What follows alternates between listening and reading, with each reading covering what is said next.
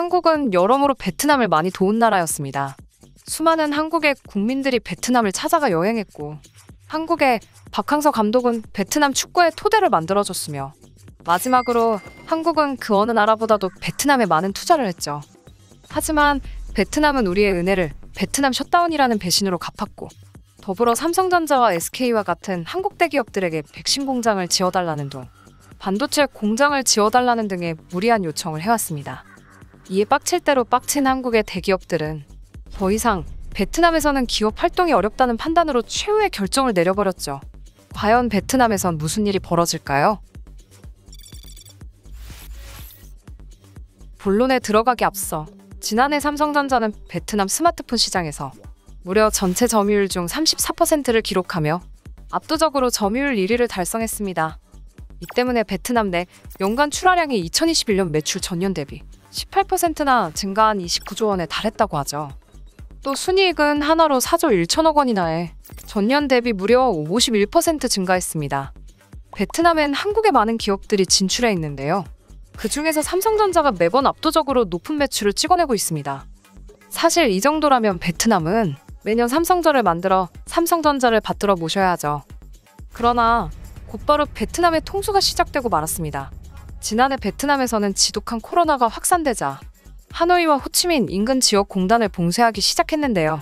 추가로 코로나 팬데믹까지 들먹이며 무차별적인 공장 셧다운을 강행해 내외부 공급망 붕괴를 일으켰습니다. 이는 베트남에 진출한 한국 모든 기업들의 발을 동동 구르게 만든 상황이었죠.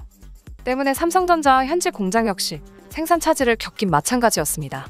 삼성전자는 베트남이 자신들과 단 한마디 상의 없이 국경을 닫아버리자 굉장히 괘씸하다 느꼈을 텐데요.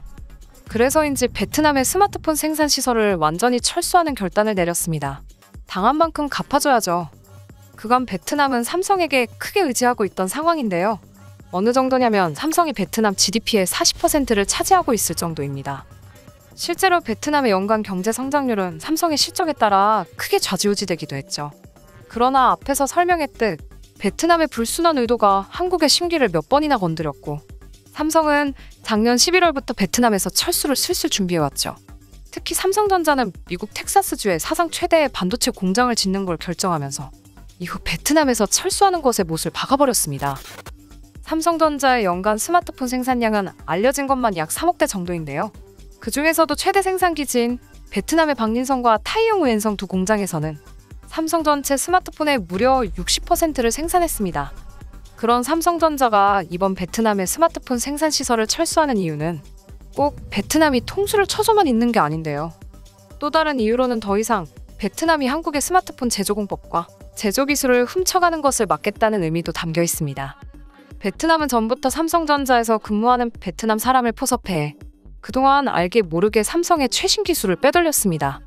이를 알게 된 삼성전자 측은 그러지 말아 달라고 당부했지만 늘 그때뿐이었는데요. 빡칠 대로 빡친 삼성은 베트남에서 발을 빼낼 적절한 타이밍과 이유를 찾다가 이번에 그 기회를 잡은 것입니다. 그 후 결국 삼성전자는 타이용 웬성에 있던 스마트폰 공장을 철수한 거죠. 이 소식을 들은 세계 경제 전문가들은 베트남의 경제 성장률이 하향할 것이라는 분석을 내놨습니다. 특히 사회 경제적 지표가 상당히 부진할 것으로 예상하면서 생산, 수출, 공공투자 지출, 소비 등 모든 활동을 촉진시켜야 한다고 경고했습니다. 베트남에 한국의 기업이 하나 빠진다고 모든 자원을 끌어모아 경제를 살려야 하는 실정인 것이죠. 한편 베트남의 한국 건드리기는 코로나 사태의 단편적인 선에서 이루어진 것도 아니었습니다. 베트남은 한국 외교부에 아무런 말도 하지 않은 채로 베트남에 도착했던 한국 비행기를 입국 거부해 돌려보내기도 했고, 자신들의 진단키트를 부각시키기 위해 한국산 진단키트를 평가절하 했는데요. 또한 박항서 감독을 이유 없이 비난하는가 하면 태극기를 조롱하기까지 하는 등 한국에게 끊임없는 자극을 주고 있었죠.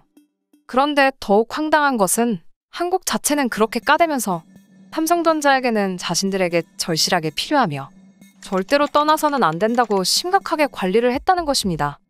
일례로 베트남이 코로나로 인해 외부인의 입국을 정식적으로 허가하지 않았음에도 삼성전자 직원들에게는 특례로 약 1000명 정도의 기술자 입국을 허가했죠.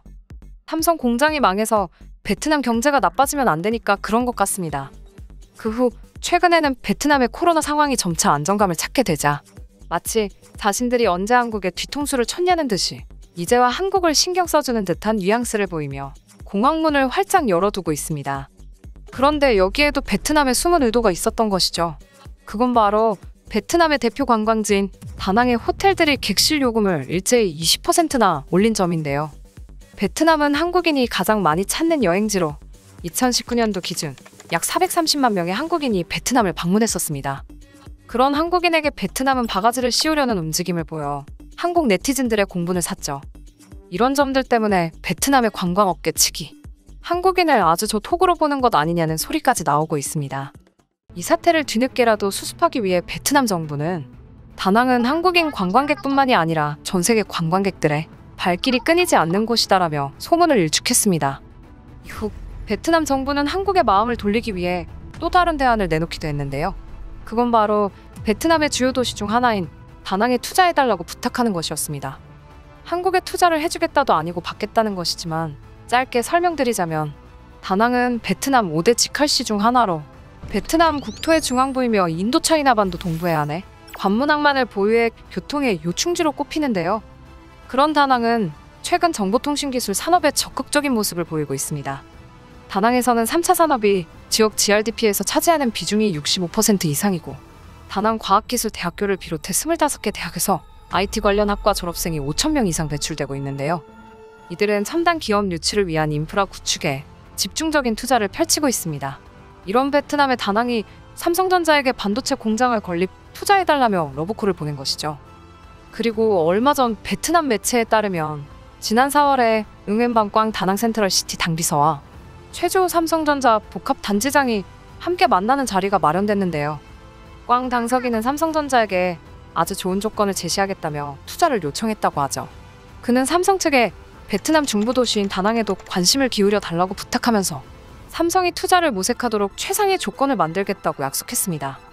이에 삼성전자는 적극적으로 검토하겠다고 답변했으나 최근 들리는 소식에 의하면 여러 가지 방안을 놓고 검토 중이지만 전혀 결정된 것이 없다라고 전해졌는데요. 저는 삼성이 이런 답변을 내놓은 이유가 우리에게 큰 신뢰를 저버린 베트남한테 다시 갈 이유는 전혀 없다고 판단했기 때문인 듯 합니다. 동남아시아 국가 중 베트남처럼 말도 안 되는 사회적 격리를 4개월 동안 진행한 국가는 전 세계 어디에도 없었습니다. 베트남 정부는 군인까지 동원해 계엄령 수준으로 자국을 통제하기도 했는데요. 공장이 폐쇄되고 근로자의 출퇴근도 중단되어 숙식을 제공하는 공장만 겨우 가동이 허용되었죠. 결국 이는 한국 기업들에게도 엄청 큰 손해로 돌아왔습니다. 베트남의 잘못된 선택 때문에 삼성이 큰 피해를 보고 떠나려고 했더니 베트남은 지금 발등에 불이 떨어져 삼성의 바짓가랑이를 붙잡고 있습니다. 한국을 소홀히 대했던 베트남이 그 대가를 톡톡히 치르길 바라며 오늘 영상은 여기서 마치겠습니다. 이상 비바튜브였습니다. 감사합니다. 구독, 좋아요는 잊지 말아주세요.